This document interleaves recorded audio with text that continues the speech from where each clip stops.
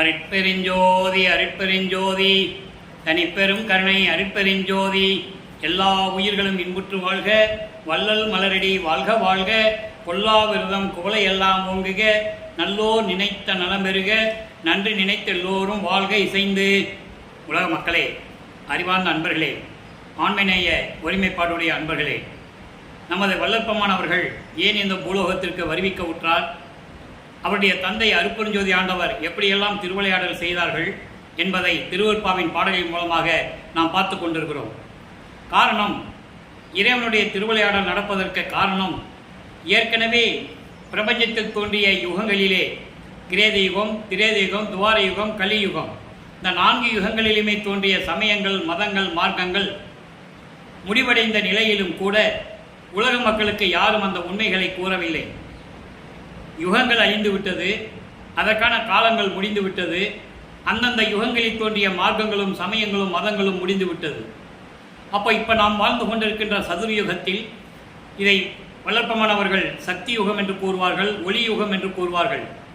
இந்த யுகத்திலே வாழ்ந்து கொண்டிருக்கின்ற மக்களுக்கென்று ஒரு மார்க்கம் வேண்டும் என்பதற்காக அருட்பெருஞ்சோதி ஆண்டவர் சமரச சுத்த சன்மார்க்கத்தை உருவாக்கி அதை தன் மகன் கையில் கொடுத்து பூலோகத்திலே ஒரு தாயின் வழியாக வருவிக்க செய்து உலக மக்களை எல்லாம் சுத்த சன்மார்க்கத்தில் சேர்க்க வேண்டும் என்பதற்காகவே தனது மகனை, தன் அருளால் பெற்றெடுத்த ஒரு ஆண்மகனை ஒரு தாயின் கருவறையிலே இருக்க செய்து இந்த பூலோகத்திற்கு வருவிக்க செய்தார் அருட்பெருஞ்சோதி ஆண்டவர்.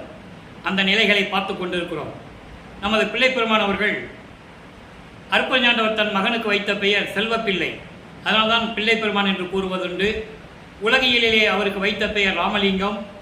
அதன் பிறகு மக்களால் திரு அருட்பிரகாச வள்ளலார் என்று அழைக்கப்பட்டார்.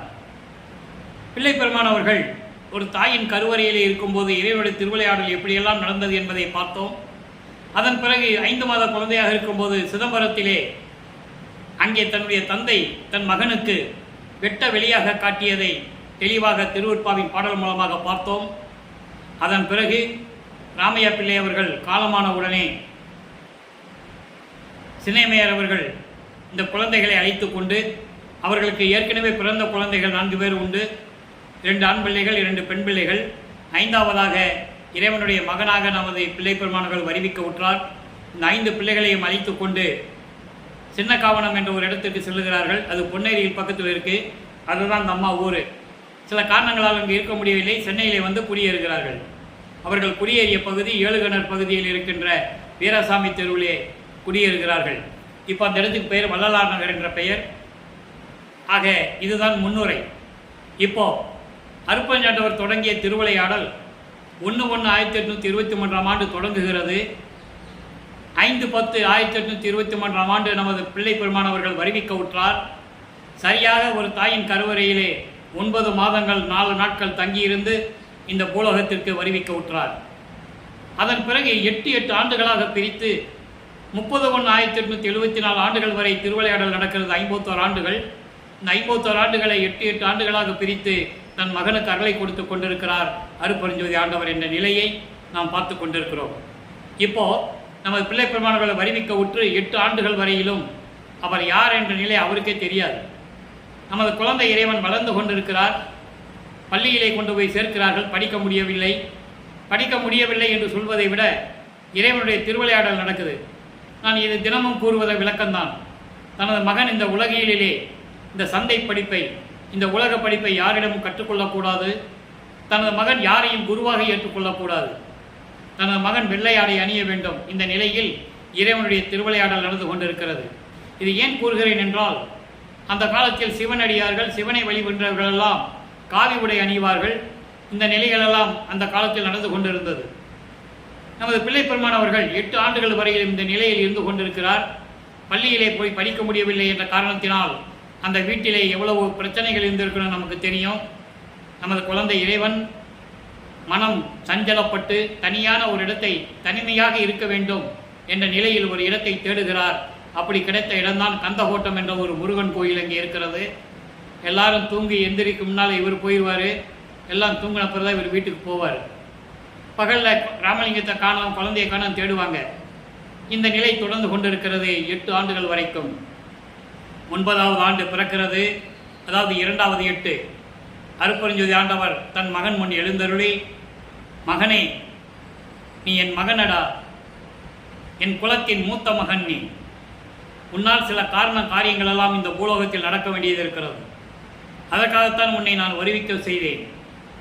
அதனுடைய அருள்களை எல்லாம், விளக்கங்களை எல்லாம் உனக்கு முன்பருவம் பின்பருவம் காட்டி அருள் செய்வேன் என்று கூறி மறைந்து விடுகிறார். அதன் பிறகு நமது பிள்ளை பெருமானவர்களுக்கு ஒரு மறைப்பு நிலை ஏற்படுகிறது.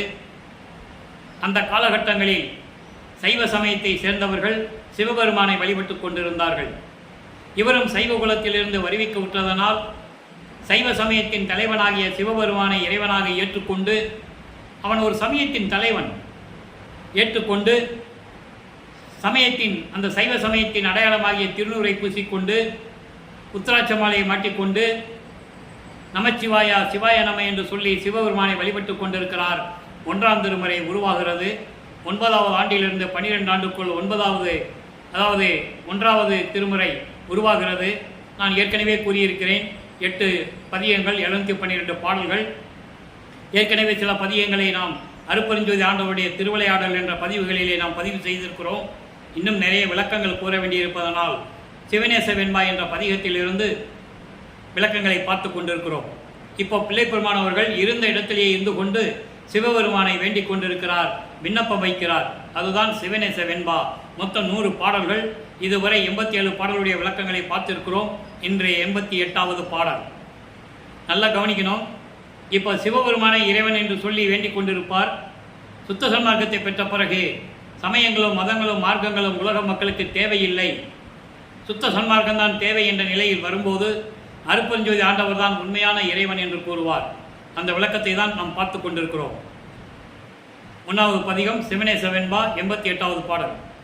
எல்லலே எனினும், நல்லா கவனிக்கணும், எல்லலே எனினும் ஓர் ஏத்தலாய் கொண்டு அருள் எம் வல்லலே என்றனை நீ வாழ்வித்தால் தள்ளலே வேண்டும் என யாரே விளம்புவார், இந்நடியார் காண்டும் என சூழ்வார் கழித்து. இது பாடல். இந்த பாடலுடைய விளக்கம் பாருங்க. நான் ஏற்கனவே கூறியிருக்கிறேன், இந்த விளக்கங்கள்லாம் இறைவன் கொடுத்த விளக்கம். இந்த அடியனுக்கு எனது தந்தை வல்லப்பெருமானவர்கள் தயவாலையும் கருணையாலையும் எனக்கு கொடுத்த விளக்கம். அதனால்தான் இந்த விளக்கங்களை தெளிவாக கூறிக்கொண்டிருக்கிறேன். எல்லலே எனினும், நான் குற்றங்களை செய்தவன், நான் தீமைகள் செய்தவன், கொடியவனாக இருந்தாலும் கூட அதை நீ வேண்டுதலாக ஏற்றுக்கொண்டு, நான் வணங்குவதாக ஏற்றுக்கொண்டு எனக்கு நீ அருள வேண்டும். என்ன தெளிவாக சொல்கிறான்னு பார்க்கணும். அப்போ நமது பிள்ளை பெருமானவர்கள் குழந்தை பருவம் 12 வயதுக்குள் இருந்து கொண்டிருக்கிறார். அப்போது நான் தீமைகள் செய்திருந்தாலும் சரி, எனக்கு தெரியாமல் ஏதாவது குற்றங்கள் செய்திருந்தாலும் சரி, அதையெல்லாம் நீ வேண்டுதலாக ஏற்றுக்கொண்டு, நான் வணங்குகிறேன் என்று சொல்லி வேண்டுதலாக ஏற்றுக்கொண்டு எனக்கு அருள வேண்டும். எம் வல்லலே, என்னுடைய இறைவனே, என்றனை நீ வாழ்வித்தால், எனக்கு நீ அருளை கொடுத்து எனக்கு வாழ்க்கையை கொடுத்தால் அவனை ஒதுக்கிவிடு என்று யார் சொல்லுவார்கள்? தந்தை மகனுக்கு அருளை கொடுக்கும்போது அவனுக்கு கொடுக்காதே என்று யார் சொல்லுவார்கள்? அப்போ நீ என்ன செய்யணும்? நீ எனக்கு அருள வேண்டும், என்னை ஏற்றுக்கொள்ள வேண்டும், ஆட்கொள்ள வேண்டும். இந்த பூலோகத்திற்கு வருவிக்க விட்டவன் என்ற தகவலை கூறிவிட்டு நீ மறைந்து விட்டாய். நான் என்ன செய்வேன்? நான் குற்றமுடையவனாக இருந்தாலும் சரி, நான் தவறுகள் செய்வனாக இருந்தாலும் சரி, அதை நான் உன்னை வணங்குகிறேன் என்ற நிலையில் என்னை ஏற்றுக்கொண்டு அருள வேண்டும். நீ எனக்கு வாழ்வை கொடுத்தால் என்னை யார் சொல்லுவார்கள்? அவனுக்கு அருளை கொடுக்காது என்று யார் சொல்லுவார்கள்? எனவே வல்லலே, உன் அடியார்கள் எல்லாம் எனக்கு அருளை கொடுத்தால் உன் அடியார்கள் எல்லாம் ஒன்று கூடி இதை பார்த்து மகிழ்ந்து கொண்டிருப்பார்கள், மகிழ்வார்கள். எனவே எனக்கு விரைவில் வந்து அருள வேண்டும் என்ற நிலையில் இந்த பாடலை நமக்கு அருளினார்கள். இப்போ 2ஆம் திருமுறை உருவாகிறது. நமது பிள்ளை பெருமானவர்கள் 13வது ஆண்டில் அவர் இருந்த இடத்திலிருந்து ஏழுகணர் பகுதியிலிருந்து திருவெட்டியூருக்கு நமது குழந்தை இறைவன் கால்வலிக்க நடந்து செல்லுகிறார். சிவபெருமானை, தியாகராஜ பெருமானை வழிபடுவதற்காக. மனம் அங்கே தூண்டி விடுகிறது.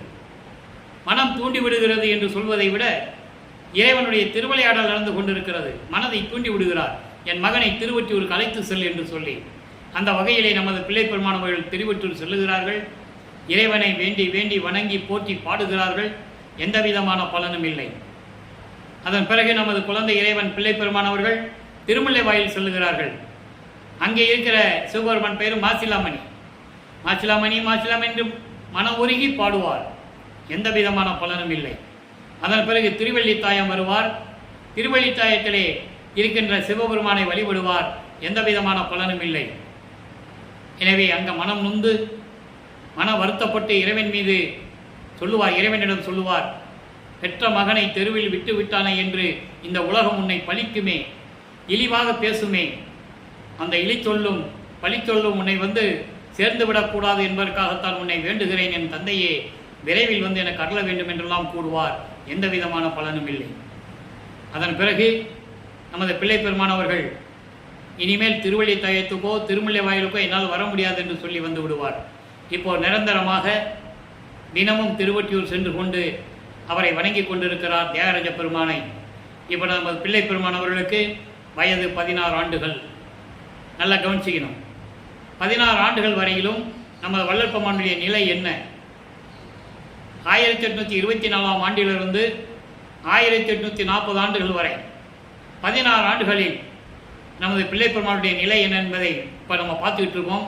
2ஆம் திருமுறை உருவானது, 113 பதியங்கள், 1207 பாடல்கள். இப்போ சிவபெருமான் தான் அவர் வழிபடணும், வேறு வழி இல்லை. அதன் பிறகுதான் சுத்த சன்மார்க்கத்துக்கு வந்த பிறகு அதெல்லாம் தேவையில்லை, நான் வீணாக காலங்களை கழித்து விட்டேன், அது உங்களுக்கு தேவையில்லை என்று கூறுவார். அந்த நிலையை பார்த்து கொண்டிருக்கிறோம். இப்போ 2ஆம் திருமுறையிலே பற்றின் திறம் வியத்தல் பகிர்தல், பற்றின் திறம் பகிர்தல் என்ற பதிகத்திலே 5வது பாடல், 39வது பதிகம். நல்லா கவனிக்கணும். இப்போ 16 ஆண்டுகளில் 2ஆம் திருமுறையிலே 39வது பதிகத்திலே இந்த 5வது பாடலிலே இப்படி கூறுகிறார். அதன் பிறகு சுத்த சன்மார்க்கத்தை பெற்ற பிறகு 40வது ஆண்டுகளிலே அவர் பதிகம் 39லே 6ஆம் திருமுறையிலே எப்படி அருட்பெருஞ்சாண்டவரை பற்றி கூறுகிறார். இந்த விளக்கத்தை நம்ம பார்க்க போகிறோம். இப்போ பாருங்க, பற்றின் திறம் பகிர்தல் என்பது இறைவனுடைய அருள் வல்லமையை பற்றி சொல்லுவது. எப்படிப்பட்டவன், அவருடைய திறமை என்ன, அவருடைய அருள் வல்லமை என்ன, அப்படிப்பட்ட இறைவன் யார் என்று உலக மக்களுக்கு சொல்லுவது. அதாவது கண்களிடம் சொல்லுவது போல கூசுவே கூசுவே விழியை என்று கூறுவார். அவங்களெல்லாம் நம்ம பார்க்கக்கூடாது அப்படின்லாம் சொல்லுவார். அப்படிப்பட்ட இறைவனை வணங்காதவர்களை நாம் ஏன் பார்க்க வேண்டும் என்று கூறுவார். அதே இது சுத்த சன்மார்க்கத்தை பெற்ற பிறகு என்ன சொல்லுகிறார் என்பதை பார்க்க போகிறோம். நண்பனை அழியா நலத்தனை எங்கள் நாதனை நீதனை கச்சி கம்பனை ஒற்றி கங்கை வேணியனை கருத்தனை கருதி நின்று ஏத்தா வம்பரை ஊத்தை வாயரை கபடமாயரை பேயரை எட்டி கொம்பரை கொல்லா கோளரை கண்டால் பூசுவே விழியே. இது பாடல். எப்படி சொல்றாருன்னா, அந்த காலகட்டங்களில் சைவ நெறி கோலோச்சி இருந்த காலம், சைவ சமயம் கோலோச்சி இருந்த காலம். ஒவ்வொரு சமயங்களும் இருந்தது. சைவ சமயம், வைஷ்ணவ சமயம், கௌபாரம், சௌரம், காணாபத்தியம், சத்தம், இப்படி பல சமயங்கள் உண்டு. மதங்களும் உண்டு. கிறிஸ்துவம், இஸ்லாமியம், யூத மதம், இப்படி நிறைய மதங்கள் உண்டு. அதே போல் மதங்களும் உண்டு, மார்க்கங்களும் உண்டு. முதலிலே கலங்க மார்க்கம், அதுக்கப்புறம் திராவக மார்க்கம், அதுக்கப்புறம் நவநீத மார்க்கம், பஸ்ம மார்க்கம். இந்த 4 மார்க்கங்களும் 4 யுகங்களிலே இருந்தது. அந்த யுகங்கள் அழிந்த உடனே அந்த மார்க்கங்கள் முடிந்து விட்டது. அதன் பிறகு உருவான மார்க்கங்கள் தசா மார்க்கம், சர்புத்திர மார்க்கம், சக மார்க்கம், சமய மார்க்கம். தசா மார்க்கத்தில் திருநாவுக்கரசர் இருந்தார். சர்புத்திர மார்க்கத்திலே திருஞான சம்பந்தர், சக மார்க்கத்திலே சுந்தரன், வாதவூரான் என்ற மாணிக்க வாசகர் சமய மார்க்கத்தில். இப்படி மார்க்கங்கள் எல்லாம் உண்டு. இதெல்லாம் நம்ம விளக்கமாக ஏற்கனவே சொல்லியிருக்கோம். இருந்தாலும் அப்பப்போ விளக்கங்கள் வரும்போது சொல்ல வேண்டிய கடமை இருக்கிறது. இப்போ அந்த பாடலுடைய விளக்கத்தை பாருங்க. நண்பனை அழிவில்லாத அருள் படைத்த இறைவனை, எங்கள் நாதனை நீதனை என்பது நீதியும் நேர்மையும் அறத்தோடு விளங்கி கொண்டிருக்கின்ற இறைவனை, கச்சி கம்பனை என்றால் கட்டு உடம்பு, அழகான கட்டு உடம்போடு இருக்கின்ற இறைவன் சிவபெருமான் என்று கூறுகிறார். ஒற்றி கங்கை வேணியனை, திருவொற்றியூரில் இருக்கின்ற இறைவன், அந்த இறைவன் தன்னுடைய சடைமுடியிலே கங்கையை சூடிக்கொண்டிருக்கின்ற இறைவன். என்று குறிப்பிடுகிறார். கருத்தனை கருதி நின்று ஏத்தாத, அப்படிப்பட்ட இறைவனை மனதில் நினைத்து வணங்காத வம்பரை, வீணா போனவர்களை, வம்பு பேசி வாதத்தில் ஈடுபட்டு கொண்டு இருக்கிறவர்களை, ஊத்த வாயரை, நாற்றம் பிடித்த வாயரை என்று சொல்லுகிறார். அப்படின்னு என்ன அர்த்தம்னா, வாய்க்கு வந்தபடி பேசுறது, வாய்க்கு அதாவது ரெஸ்ட் கொடுக்காம கண்டபடி பேசுறது, அவங்க தான் ஊத்த வாயர் என்று சொல்லுகிறார். போடா ஊத்த வாயர் என்று நம்ம சொல்லுவோம்ல கோபத்தில், அந்த மாதிரி சொல்லுகிறார். அப்படி ஊத்த வாயரை, கபட மாயரை, மாயைகளையும் மயக்கங்களையும் சிக்கிக் கொண்டிருக்கின்றவர்களை, பேயரை, பேய் போன்றவர்களை, எட்டி கொம்பரை, எட்டி மரம் போன்றவர்களை. எட்டி மரம் ஏன் சொல்லுகிறார் என்றால், அந்த எட்டி மரம் எதுக்குமே உபயோகப்படாது. அந்த மரம் வீட்டு கதவுக்கோ ஜன்னலுக்கோ எதுக்குமே செய்ய முடியாது, அது வீணா போன மரம். ஆக அந்த எட்டி மரம் போன்று இருக்கின்றவர்களை, கொல்லா கோளரை, கோல் சொல்லுகின்றவர்களை, பழி சுமத்துகின்றவர்களை கண்டால் கூசுவ விழியே, அவங்களை நம்ம பார்க்கக்கூடாது. கண்களிடம் சொல்லுகிறார், இப்படிப்பட்டவர்களையெல்லாம் நம்ம ஏன் பார்க்க வேண்டும்? விழியே, கண்களே, அவங்களை பார்க்காதே என்று சொல்லுகிறார். ஆக சைவ சமயத்தில் இருக்கும்போது 16 ஆண்டுகளில் நமது பிள்ளை பெருமானுடைய நிலை இந்த நிலை தொடர்ந்து கொண்டிருக்கிறது. அவர் அப்படிதான் பேசணும், அப்படிதான் வணங்கணும், வேற வழி இல்லை. அப்போ அவருக்கு சுத்த சன்மார்க்கம் தெரியாது, அருட்பெருஞ்சோதி ஆண்டவர் யாருன்னு தெரியாது. அந்த நிலையில் இருக்கும்போது சிவபெருமானை வழிபடுகிறார் 16 ஆண்டுகள் வரைக்கும். சென்னையில் இருந்த 33 ஆண்டுகளிலே இப்போ நம்ம 2-8 பார்த்துக்கிட்டு இருக்கோம். இனி ஒவ்வொரு காலகட்டங்களிலும் விளக்கங்கள் தர வேண்டிய நமக்கு கடமை இருக்கிறது. 5 ஆண்டுகளாக திருவொற்பாவினுடைய விளக்கங்களை, வல்லற்பெருமானுடைய அருள் நிலைகளையும் அருட்பெருஞ்சோதி ஆண்டவருடைய நிலைகளையும் நாம் தெளிவாக திருவொற்பாவின் பாடல் மூலமாக பார்த்து கொண்டிருக்கிறோம். காரணம், வல்லப்பெருமானவர்கள் இந்த பூலோகத்திற்கு வருவிக்க உற்று 203 ஆண்டுகள் முடிவடைந்த நிலையிலும் கூட அவருடைய அருள் நிலையையும் அருட்பெருஞ்சோதி ஆண்டவர் என்ற ஒரு இறைவன் இருந்த விளக்கத்தையும் உலக மக்களுக்கு தெளிவாக யாரும் வெளிப்படையாக சொல்லவில்லை என்பதனால் மக்கள் யாருக்கும் தெரியவில்லை. பொதுப்படையாக பேசினார்கள், வள்ளலாரை பற்றி பொதுவாக பேசினார்கள். வள்ளலார்னு ஒருத்தர் இருந்தார், சென்னையில் இருந்தார், திருநூறு பூசிக்கிட்டு இருந்தார், சிவபெருமானை வழிபட்டுக்கிட்டு இருந்தார், அப்புறம் கல்யாணம் பண்ணார், மனைவியை விட்டுட்டு அப்படியே ஊராக சுற்றிக்கிட்டு அப்படியே போயிட்டார். கடைசியில் வடலூருக்கு வந்தார், தர்மசாலை அமைச்சார், அப்புறம் மேட்டுக்குப்பம் போனார், சபையை கட்டினார், அப்புறம் ரூம்குள்ளே போனார், மறைஞ்சிட்டார், எங்கேயோ போயிட்டார். இப்படி தான் சொன்னாங்க. இதான் உண்மை, யாரும் மறுக்க முடியாது. ஆனால் அவருடைய நிலை எப்படிப்பட்ட நிலை? இறைவனுடைய மகனாகவே வருவிக்க உற்றவர். காரணம், ஆன்ற சன்மார்க்கம் அணிபெற என்னைத்தான் ஈன்று அமுது அளித்த இனிய நற்றாயை என்று கூறுவார். சுத்த சன்மார்க்கத்தை தன் தந்தையிடம் உருவாக்கிய அருட்பெருஞ்சாண்டவர் உருவாக்கிய சுத்த சன்மார்க்கத்தை தன் தந்தையிடமிருந்து பெற்று சமரச சுத்த சன்மார்க்க சங்கம் என்பதை நிறுவி உலக மக்களை எல்லாம் அந்த சங்கத்திலே இணைத்து உலக மக்களெல்லாம் இன்புற்று வாழ வேண்டும், நோயற்ற வாழ வேண்டும், நோயற்ற வாழ்வில் வாழ வேண்டும், மரணமில்லா பெருவாழ்வில் வாழ வேண்டும் என்பதற்காகவே எனது தந்தை இந்த கலியுகத்தில் என்னை வருவிக்க செய்தார் என்று கூறுகிறார். இது பாடல்கள் உண்டு, ஆதாரங்கள் அத்தனை உண்மைகளும் திருவொற்பாவிலே உண்டு, யாரும் மறுக்க முடியாது.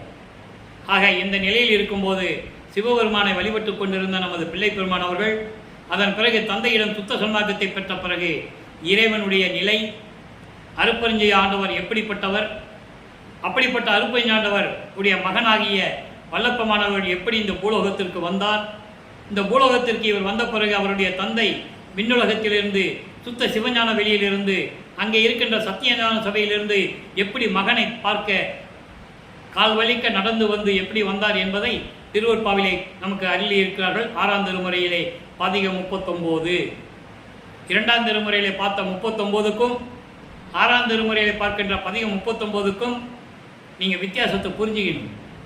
உள்ளம் புகுந்த திறம்பியத்தல், அங்கே பற்றின் திறம் பகிர்தல், அங்கே அருள் கிடைக்காது, வேண்டிக்கிட்டே இருப்பார், அருள் கிடைக்காது. இங்கே சுத்தமாகத்தை பெற்ற பிறகு இறைவன் ஆட்கொண்ட பிறகு அவருடைய மகனுக்கு எப்படியெல்லாம் அருளை கொடுக்கிறார், எப்படி பூலோகத்துக்கு கால் வலிக்க சிவந்து அதாவது பாத அடியில் எப்படி சிவந்து கால் வலிக்க நடந்து வந்தார் என்பதை தெளிவாக கூறியிருக்கிறார். அதை நம்ம பார்க்க போகிறோம். நல்ல கவனிங்க, அற்புதமான பாடல். இந்த பிரபஞ்சத்தின் உண்மைகளை யாரும் இதுவரைக்கும் கூறியதில்லை. நமது பிள்ளைப்பெருமான் அவர்கள்தான் திருவருட்பாவிலே கூறுகிறார்கள். இறைவன் ஒருவனே என்ற நிலையையும், இறைவன் ஒளி வடிவில் இருக்கிறார், தீப வடிவில் இருக்கிறார் என்ற நிலையையும், உலக மக்களுக்காக மகாமந்திரத்தையும் அருளி இருக்கிறார்கள் என்பதை நாம் பார்த்து கொண்டிருக்கிறோம். பாருங்க, பாடலை பாருங்க. முதல்ல பாடல், அதன் பிறகு விளக்கம். இறை அளவும் துரிசு இல்லாதாய். இறைவன் எப்படி இருக்கிறாரா? அங்கே சைவத்தில் இருக்கும்போது, சைவ சமயத்தில், அந்த சமயத்திலே இருக்கும்போது சிவபெருமான் எப்படி சொல்லுவார்? பின்னிய சடை உடையவன், சடையிலே கங்கையை சூடியவன், பிறைசந்திரனை சூடியவன், கழுத்திலே பாம்பு அணிந்து கொண்டவன், கையிலே உடுக்கையும் சூலாயுதம் கொண்டவன், பக்கத்திலே பார்வதியை இழுத்தி கொண்டவன், இப்படியெல்லாம் சொல்லுவார். காரணம், அப்படிதான் காலம் காலமாக சைவ சமயத்தவர்கள் கூறிக்கொண்டிருந்தார்கள். அப்பவும் அவருக்கு இந்த அறிவு தான் இருந்தது என்று தெளிவாக நமக்கு அருளி இருக்கிறார்கள். இப்போ சிவபெருமானை பற்றி சொல்லுது அப்படி. இப்போ சுத்த சன்மார்க்கத்தில் வரும்போது அருப்பஞ்சாண்டவர் எப்படி இருக்கிறாராம்? இறை அளவும் துரிசு இல்லாதாய், தூய்மையாதாய், தூய்மையதாய், நிறைவாய், இயற்கையதாய், அனுபவங்கள் எவைக்கும் முதலிடமாய், மறை முடியோடு ஆகமத்தின் மணிமுடி மேல் முடியாய், மண்ணுகின்ற மெஞ்ஞான மணிமேடை அமர்ந்த இறைவன் எங்க இருக்கிறாரா? மெஞ்ஞான மணிமேடை அமர்ந்த நிறை அருள் சீரடி மலர்கள் சிவந்திட வந்து.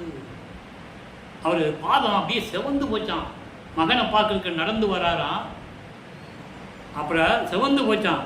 அடியை நினைத்ததெல்லாம் கொடுத்தருளி நிலை பெற செய்தனையே, குறைவு இலதி பெருவரந்தான் போதாதோ, அரசே கொடும் புலையேன் குடிசையிலும் குலவி நுழைந்தனையே. பாடல். இப்போ இந்த பாடலை பாருங்க. இறைவன் எப்படி சொல்றாரு? இறையளவும் துரிசு இல்லாதாய், அணு அளவு கூட, சிறிது அளவு கூட குற்றம் இல்லாதவனாக. குற்றம் இல்லாதவனாக என்ன அர்த்தம்? மாயைகளும் மயக்கங்களும் இல்லாதவனாக, மலங்கள் நீங்கியவனாக, ஆணவம் கண்மம் மாயை மாமாயை துரோதை போன்ற மலங்களை நீங்கியவனாக, சமயங்களையும் மதங்களையும் மார்க்கங்களையும் கடந்தவனாக, சாதி மதமும் சமயமும் பொய்யென ஆதியில் உணர்த்தி அருப்பறிஞ்சோதி, சாதியும் மதமும் சமயமும் காணா ஆதி அனாதயம் அருப்பறிஞ்சோதி. இந்த ஆதி அனாதயம் அருப்பறிஞ்சோதியே தான் ஆதி காலத்திலே சமயத்தை சேர்ந்தவர்கள் எல்லாம் ஆதி சிவன் என்று சொன்னார்கள். அந்த சிவனை உருவப்படுத்தினார்கள். அருப்பறிஞ்சாண்டவர் என்று அவர்களுக்கு தெரியாது. அருப்பறிஞ்சாண்டவர் எப்படி இருப்பார்னு அவங்களுக்கு தெரியாது. நல்லா புரிஞ்சுக்கணும். ஆக சிவபெருமான் எப்படி இருப்பார் என்று உருவகப்படுத்தினார்கள் தத்துவங்களின் அடிப்படையில். ஆக இந்த இறைவன் எப்படி இருக்கிறாரு? அதெல்லாம் இல்லாம, எந்த விதமான குற்றங்களும் குறைகள் இல்லாமல், மாயைகளும் மயக்கங்களும் இல்லாமல், மலங்கள் இல்லாமல், சமயங்களையும் மதங்களையும் மார்க்கங்களையும் சாராது இருக்கின்ற இறைவன்.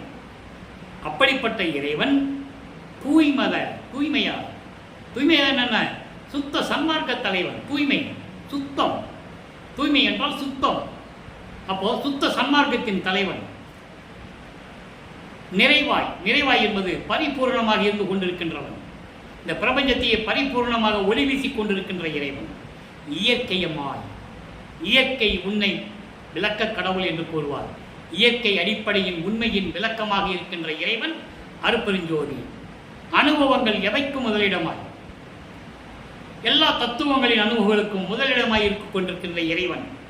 அப்படிப்பட்ட இறைவன் மறைமுடியோடு, மறை என்றால் வேதங்கள், ரிக் வேதம், யசுர் வேதம், சாம வேதம், அதர்வண வேதம் போன்ற வேதங்களின் விளக்கங்களின் விளக்கமாக, அதே போல ஆகமத்தின் நூல்கள் 28 அவர்களுடைய விளக்கங்களின் மேலாக விளங்கிக் கொண்டிருக்கின்ற, மணிமுடியாக விளங்கிக் கொண்டிருக்கின்ற, கிரீடமாக விளங்கிக் கொண்டிருக்கின்ற இறைவன் அருப்பெருஞ்சோதி ஆண்டவர். அப்படிப்பட்ட இறைவன் எங்கே இருக்கிறாராம்? மண்ணுகின்ற மெஞ்ஞான மணிமேடை அமர்ந்த, நிலை பேருடைய, அழிவில்லாத நிலையாக இருக்கக்கூடிய சுத்த சிவஞான வெளியில் இருக்கின்ற சத்தியஞான சபை. அங்க ஒரு சபை இருக்கு, சத்தியஞான சபை. வல்லப்பமானவர்கள் திருவருட்பாவில் கூறப்பட அத்தனை சத்தியஞான சபை என்ற வரங்கள் அங்கே இருக்கிறது. அதன் பிறகு மக்களுக்காக இங்க உருவாக்கி கொடுத்தார். மக்கள் அங்க போக முடியாதே, நம்ம தான் அடிக்கடி போயிட்டு வந்துடுறோம், மக்கள் போக முடியாதுன்னு சொல்லி வடலூர்ல நிறுவி கொடுத்தார். என்பதை நீங்கள் புரிந்து கொள்ள வேண்டும்.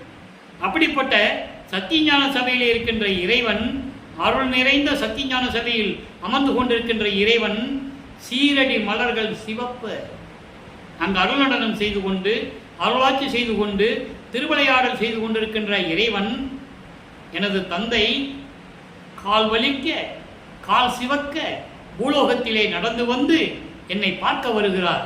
நடந்து வந்து அடியே நினைத்ததெல்லாம் கொடுத்து அருளி. நான் நினைத்ததெல்லாம் நிறைய இடத்துல நம்ம அதை பார்த்துட்டோம். எண்ணிய நான் எண்ணியவாறு எனக்கு அருள் தெய்வம் சொல்லுவார். 46வது பதிகம் அருள்ஜோதி நிலையில முதல் பாட்டில் 5வது வரியில சொல்லுவார். அப்புறம் அகவல்ல சொல்லுவார், எண்ணிய நான் எண்ணியவாறு எப்படி விளைந்தன என் மனம் எனக்கு அப்படி அழைத்தன அற்புதஞ்சோதி சொல்லுவார். இப்படியான நிறைய பாடல்கள் உண்டு. அதான் இங்கே சொல்றாரு, நான் நினைத்ததெல்லாம் கொடுத்தருளி நிலை பெற செய்தனையே. நிலை பெற செய்தனையே என்பது அழிவில்லாமல் நிலையாக இருக்கும்படி. பின்ன என்ன அர்த்தம்? மரணமில்லா பெருவாழ்வு. மரணமில்லா பெருவாழ்வு எனக்கு கொடுத்தையே.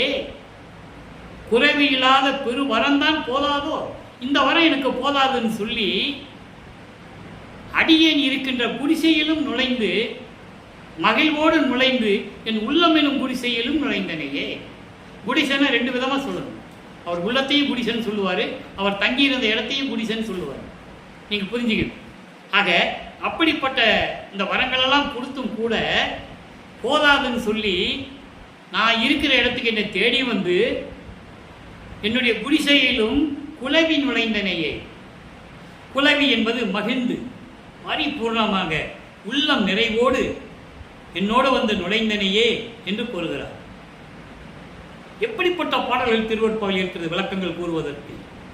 இந்த ஒரு பாடலுக்கு விளக்கமே இனி எத்தனையோ பாடல்களை கொண்டு வந்து சேர்க்கலாம். நமக்கு நேரம் பற்றவில்லை. அந்த காரணத்துக்குத்தான் விளக்கங்களை சுருக்கமாக கூறுகிறேன். ஆக இந்த பாடலை பொறுத்தவரையில் இறைவன் யார்? அருட்பெருஞ்சாண்டவர். சமயங்களையும் மதங்களையும் மார்க்கங்களையும் கடந்த இறைவன், சுத்த சன்மார்க்கத்தின் தலைவன், பரிபூர்ணமாக பிரபஞ்சம் முழுவதும் ஒளி வீசிக் கொண்டிருக்கின்ற இறைவன், இயற்கை உண்மையின் விளக்கத்தின் அடிப்படையில் இருக்கின்ற இறைவன், எல்லா அனுபவங்களுக்கும் முதலிடமாக விளங்கிக் கொண்டிருக்கின்ற இறைவன், வேதங்களும் ஆகங்களும் வணங்கக்கூடிய இறைவன். அப்படிப்பட்ட இறைவன் அங்கே சுத்த சிவஞான வெளியில் இருக்கின்ற சத்தியஞான சபையிலே நடனமாடிக்கொண்டிருக்கின்ற, திருவிளையாடல் செய்து கொண்டிருக்கின்ற அவருடைய திருவடிகள் சிவக்கும்படி என்னை பார்க்க வந்து, பூலோகத்திற்கு வந்து நான் இனத்தையெல்லாம் கொடுத்தருளி என்னென்ன நினைத்தாரு? எல்லாமே ஏமசித்தி, சாகா கல்வி, தத்துவங்களை நிகரம் செய்தல், கடவுள் நிலையை இந்த அம்மையமாதல், இப்படி நிறைய விளக்கங்கள் உண்டு. எல்லாவற்றையும் எனக்கு கொடுத்து நிலை பெற செய்தனையே. மரணமில்லா பெருவாழ்வையும் கொடுத்துட்டேன்.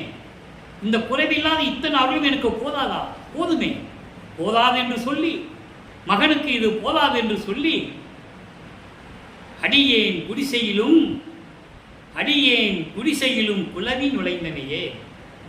என் உள்ளம் என்னும் குடிசையினிலும் நான் இருக்கின்ற குடிசையிலும் மகிழ்வோடு நுழைந்து எனக்கு எல்லா அருளையும் கொடுத்தாயே என்று கூறுகிறார். கொள்ளை என இன்பம் கொடுத்தாய், இதற்கு செல்வப்பிள்ளை என்று நம் பெயரிட்டாய், தன்மார்க்க சங்கத்தை வைத்தாய், எந்தாய் கருணை இது. எப்படியெல்லாம் சொல்லுவார் தெரியுமா? ஆக்கி அழித்தல் முதலாம் தொழில் ஓர் 5 தேக்கி அமுது மீசை என்றான், தூக்கி எடுத்தான், அணைத்தான், சிற்றம்பலத்து என்கோ. எப்படி படிக்கும், அதாவது படைக்கும் தொழில் முதல் படைக்கும், படைத்தல், காத்தல், அழித்தல், மறைத்தல், அருளல், இந்த 5 தொழில்களையும் மொத்தமாக நீ செய் மகனே என்று மொத்தமாக எனக்கு கொடுத்தார். தேக்கி அமுது நீ செய் என்றான். எல்லாம் நீயே செஞ்சுக்கோ. இதுக்கு முன்னால் நான் பிரம்மன், திருமால், ருத்திரன், மகேசன், சதாசிவம் 5 பதத்தலைவனுக்கு கொடுத்து 4 யுகங்களிலுமே சமயங்களையும் மதங்களையும் மார்க்கங்களையும் உருவாக்கி மக்களை பிரிவினை செய்து விட்டார்கள். சமயங்களை தனித்தனியாக படைச்சிட்டாங்கல்ல. இனிமேல் அவங்களெல்லாம் தேவையில்லை என்ற நிலையில் உன்னை வருவிக்க செய்து என் மகனாக வளர்த்து உனக்கு சுத்த சன்மார்க்கத்தை கொடுத்திருக்கிறேன். 5 தொழிலையும் நீயே செய். தூக்கி எடுத்தான், அணைத்தான். எப்படியெல்லாம் சொல்றாரு? ஆக இந்த நிலையில் இருக்கின்றவர் வளர்ப்பவன் என்பதை நீங்கள் புரிந்து கொள்ள வேண்டும். இப்போ எனக்கு எல்லாமே கொடுத்து விட்டாயே, நிலை பெற செய்தனையே என்று சொல்கிறார். அந்த ஒரு வரிக்கு சில விளக்கங்கள் நான் சொல்ல வேண்டிய கடமை இருக்கிறது.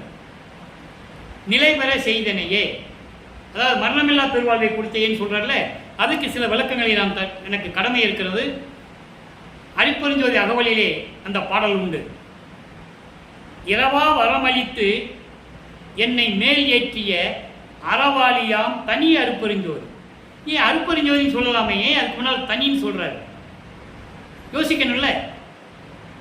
தனி அருப்பெருஞ்சோதி என்பது தலைமை பெரும்பதி, யாரிடம் ஒப்பிட முடியாத, யாருக்கும் நிகர் இல்லாத, யாருடையும் ஒப்பிட முடியாத, ஆதியம் அந்தமில்லா தோன்றிய, சுயமாக தோன்றிய இறைவன். அப்படிப்பட்ட இறைவன் அருப்பெருஞ்சோதி. அவர் என்ன எனக்கு கொடுத்தாரு? இரவா வரம் அளித்து, அதான் நிலைவர செய்தேன்னு சொல்றார். இரவா வரம் அளித்து என்னை மேல் ஏற்றிய, அந்த வரி முக்கியமான வரி. இந்த வரிக்கு மட்டும் நிறைய விளக்கங்கள் சொல்லலாம். என்னை கடவுள் நிலைக்கு ஏற்றிய, என்னை ஏறா நிலை மீசை ஏற்றி எந்தனக்கு ஆறாறு காட்டிய அருப்பெருஞ்சோதி என்று சொல்லுவார். ஆறாறு என்பது 6 × 6 36 தத்துவங்களை சொல்லுகிறார். முதல்ல காட்டிய அருப்பெருஞ்சோதி என்று சொல்லுவார், அதன் பிறகு கடத்திய அருப்பெருஞ்சோதி என்று சொல்லுவார். ஆக எல்லாவற்றையும் எனக்கு அருளியவர் என் தந்தை அருப்பெருஞ்சோதி. அறவாளியாம் தனி அருப்பெருஞ்சோதி. அறவாளி என்பது கருணையின் கடல், அறக்கடல், கருணை கடல், கருணையின் கடல் என்று சொல்லுவார். அப்படிப்பட்ட இறைவன் என்று சொல்லுவார். அடுத்து சொல்ற பாருங்க, நான் அந்தம் இல்லா நலம் பெற, நான் அந்தம் இல்லா நலம் பெற. அந்தம் என்பது மறைவு, இறப்பு. இறப்பு இல்லாமல் நான் நலமாக இருக்க வேண்டும், மரணமில்லா பெருவாழ்வில் இருக்க வேண்டும் என்பதற்காக எனக்கே ஆனந்தம் நல்கிய அருப்பெருஞ்சோதி. பேரின்பத்தை கொடுத்தவர் என் தந்தை அருப்பெருஞ்சோதி. ஆக தனக்கு எப்படியெல்லாம் தனது தந்தை அருளை கொடுத்தார், அவர் எப்படிப்பட்டவர், உண்மையை மறைத்து விட்டார்களே என்ற ஆதங்கம் இந்த வள்ளலார் ஊழியனுக்கு உண்டு. எப்படிப்பட்ட இறைவனை, எப்படிப்பட்ட இறைவனுடைய மகனை,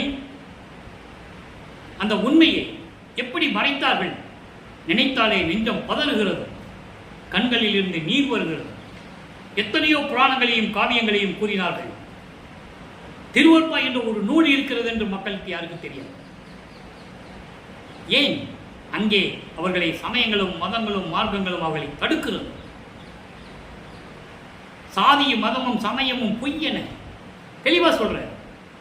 ஆக இதுக்கு முன்னால் இருந்தவர்கள் சுத்த சன்மார்க்கத்தை மக்களுக்கு தெரியப்படுத்தக்கூடாது என்பதற்காகவும், வள்ளற்பெருமானை இறைவனுடைய மகன் என்று சொல்லக்கூடாது என்ற நிலையில் உண்மையை மறைத்தார்கள் என்பதுதான் உண்மை, யாரும் மறுக்க முடியாது. அப்படிப்பட்ட இறைவன் நமது பிள்ளை பெருமானவர்கள். அதனால்தான் தந்தை மகனோடு இணைந்து அருப்பெருஞ்சோதி ஆகிறார்கள். ஏனால் சுத்த சன்மார்க்கத்துடைய நெறிகளிலே இறைவன் ஒருவன் தான். அந்த இறைவன் ஒருவன் அருப்பெருஞ்சோதி. தான் உண்டாக்கிய மகனை, தான் அருளிய மகனை, தன்னுடைய பிரிவில் உடம்பிலிருந்து ஒரு கூறு, ஒரு பிரிவை இந்த உலகத்தில் 51 ஆண்டுகள் இந்த பூலோகத்திலே நடமாட விட்ட ஒரு மகனை, தன்னுடைய செல்வ மகனை, செல்வ பிள்ளையை 51 ஆண்டு கழித்து அருப்பெருஞ்சாண்டவர் தன்னோடு இணைத்துக் கொள்ளுகிறார். அப்போ இறைவன் ஒருவன் என்ற நிலை வந்து விடுகிறது. ஆக அருப்பெருஞ்சோதி ஆண்டவரும் வள்ளற்பெருமானும் கடவுள் நிலையில் இருக்கின்றவர்கள். எனவே மக்களே, சுத்த சன்மார்க்கத்தில் இணைந்து இறைவன் ஒருவனே என்ற நிலையை ஏற்றுக்கொண்டு அருப்பெருஞ்சோதி அருப்பெருஞ்சோதி தனிப்பெருங்கண்ணை அருப்பெருஞ்சோதி மகாமந்திரத்தை சொல்லி அசைவ உணவுகளை நீக்கி, ஆடு மாடு கோழி இந்த உயிர்களை எல்லாம் கொன்று அந்த உடம்பை நாறுகின்ற பிணத்தை நம் உடம்பிற்கு உணவாக எடுத்துக்கொள்ளக்கூடாது. அதுதான் சுத்த சன்மார்க்கத்தின் விளக்கம். சுத்த சன்மார்க்கம் விளங்க வேண்டும் என்றால் அதை விட்டுதான் ஆக வேண்டும். இறைவனுடைய அருளை பெற வேண்டும் என்றால் அதை விட்டுதான் ஆக வேண்டும். எனவே சைவ நெறியில் இருந்து கொண்டு தீபத்தை வணங்கி அருப்பெருஞ்சோதி அருப்பெருஞ்சோதி தனிப்பெருங்கண்ணை அருப்பெருஞ்ச மகாமந்திரத்தை சொல்லி இறைவனுடைய அருளையும் செல்வங்களையெல்லாம் பெற்று இந்த வையகத்திலே நீங்கள் வாழ்வாங்கு வாழ வேண்டும், மரணமில்லா பெருவாழ்வில் வாழ வேண்டும் என்ற நிலையில் இறைவனுடைய ஆசி பெற்றவன் என்ற தயவோடையும் கருணையோடையும் இந்த வள்ளலார் ஊழியன் உங்களை எல்லாம் வணங்கி வாழ்த்தி விடைபெறுகிறேன். நன்றி, வணக்கம். அருப்பெருஞ்சோதி அருப்பெருஞ்சோதி தனிப்பெருங்கருணை அருப்பெருஞ்சோதி. தினமும் இறைவனுடைய புகழை நீங்கள் கேட்டு அருளை பெற்றுக் கொள்ளுங்கள்.